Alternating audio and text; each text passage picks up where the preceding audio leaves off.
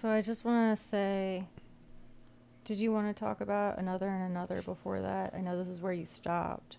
No, but we can. Did you want to talk about anything in that?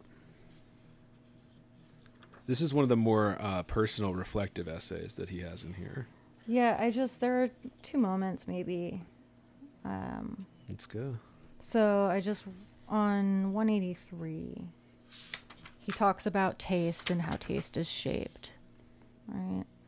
In the course of reading, a taste gets shaped for what appeals or doesn't, and a writer's aesthetic gets not so much shaped as informed. I've learned as much about writing from what I don't enjoy as from what I do, even as joy is understandable finally only after its opposite too is known. Which is correct. I mean, yeah, I agree with argue, that. But then there's this other part. And so it is with reading, whereby the self and the writing that comes from that self acquire both dimension and resonance, by the steady increase of which we win the right to exercise that lately suspect thing, authority.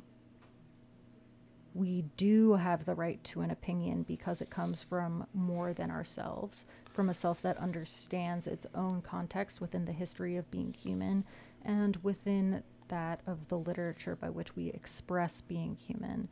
Where do you draw the line here, though? Like, I mean, at what point then, by the, like, he says that by reading, you know, we earn this right. We, like, develop our opinions, our tastes, and then, you know, through all of our understanding, we earn this right to have an opinion. And to some degree, yeah, sure. Like, okay, how much?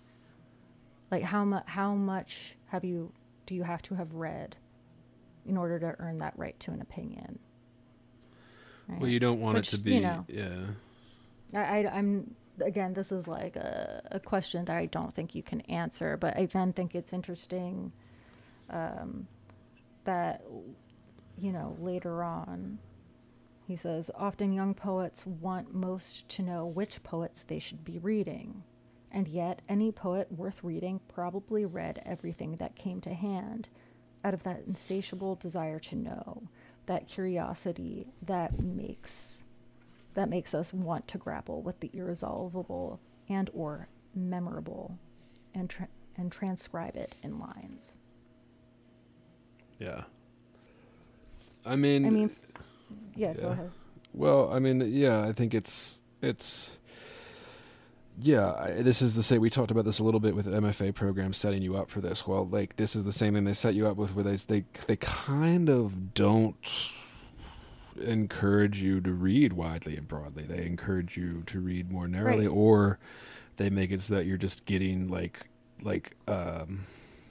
suggestions from a tastemaker or something. So somebody who writes for a magazine or a teacher, like, have you go to somebody else so that you never actually develop what he calls authority or your own confidence, your own right to an opinion.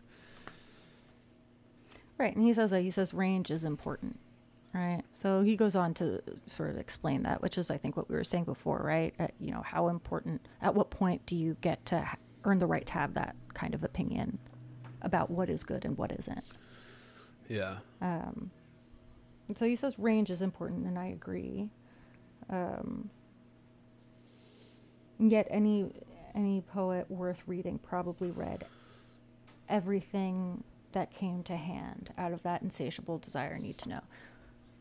I mean, from where we're standing, I look at, if I were to approach all of the books that were in the library when I was in grad school and look at the poetry section, and you told me, you know, you need to pull out 10 of these books that you're going to read before you know, defend your thesis or whatever, I would be lost.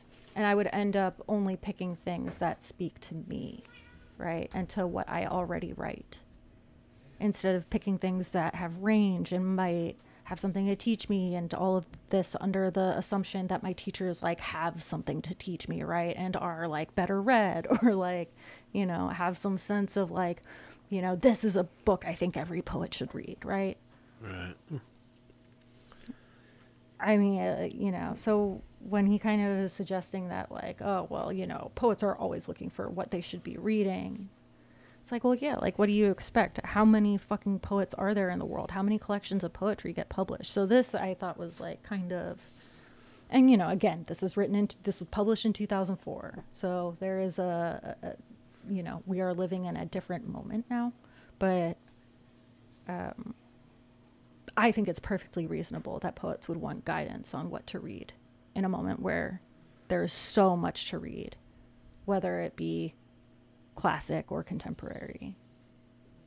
I mean, the thing is like, there's a lot to read, but like, I'm always like, read the fucking canon. Like, everybody, like, it's just this, it's like this posture that people take where they reject the canon, like, right. Well, that's other thing that I think is interesting that he says is he essentially suggests that the canon, you know, you get it, you know, he says that there are no shoulds of reading, and he doesn't want to get into the thorniness of literary canons, but how can you not?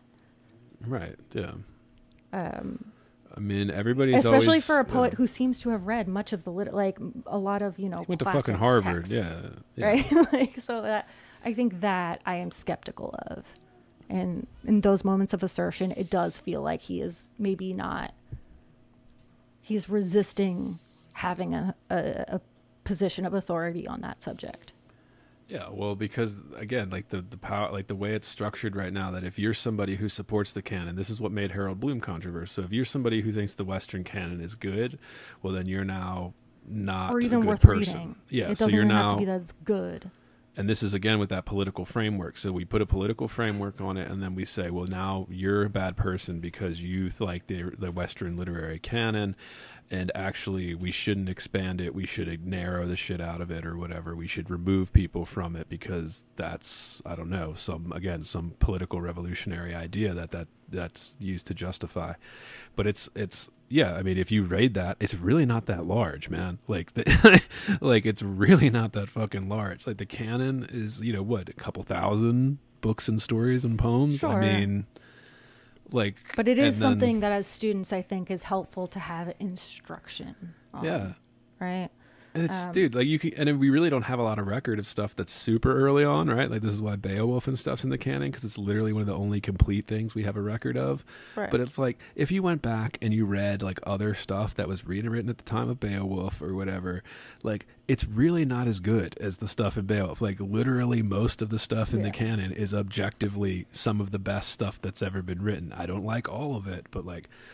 all these ideas of narrowing the canon, nah, dude, like, we should be broadening the canon. Like, it should be adding people, not taking people away. Like, and it's always been this kind of that's dumb... I mean, I do think that people I mean, I think there are two poles on that, right? Like, there are those people that want to maybe take some people out of the canon because they perceive them to be bad people.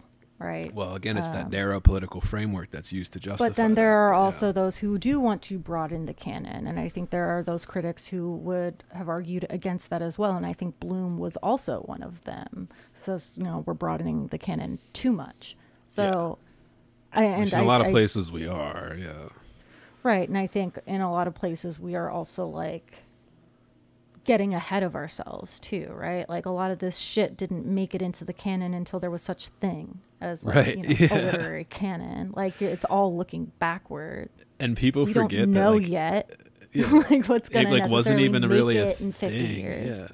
It wasn't even really a thing until scholars started getting obsessed with it, like in like the 1800s and early 1900s. Like, that's when we started calling it like a canon, you know, like. But, you know, all that's to say, like, this is why, you know, we do what we do. And I think he does end this essay in a good place where he says, you know, if we are genuine readers and writers, we should see squarely the impossibility of reading everything there is to read, and yet impossibly we should want to try. Right. Yeah, I agree with that entirely. And here we are. I mean, that's what I trying to do. Here we are trying. Yeah. That's what this podcast is about. That's what listeners to this podcast are trying to do, right? Like, we can't, like, it's almost impossible to absorb even everything in the canon, like, in one lifetime. Let alone all of the stuff that you, like, want to read that isn't of the canon, right? Because, like, I think most people aren't just like, I casually want to read Shakespeare. Right. Like, no, you want to casually read garbage and Twitter. Like, and I do too. Like, it's what I love, right? And even Shakespeare is a good example. It doesn't like, feed my soul, yeah. but it, you know, I don't know. Maybe it's more like eating trash, eating candy. We love that. We love trash art. Yeah, well, I just mean that even reading Shakespeare, like if you go back and read it, like his contemporaries, well, he was the best of all of his contemporaries. Like literally, if you read any of his contemporaries, some of the stuff we do have records of, well, guess what? Their plays just aren't as good. Like they're literally not as good, like objectively so. Like maybe somebody could make an argument, sure, whatever, but like it's not like it was malicious. Like, I mean, everybody pretends that it was like this malicious thing. Like it's literally, it was just a bunch of fucking scholars, like nerdy motherfuckers. Like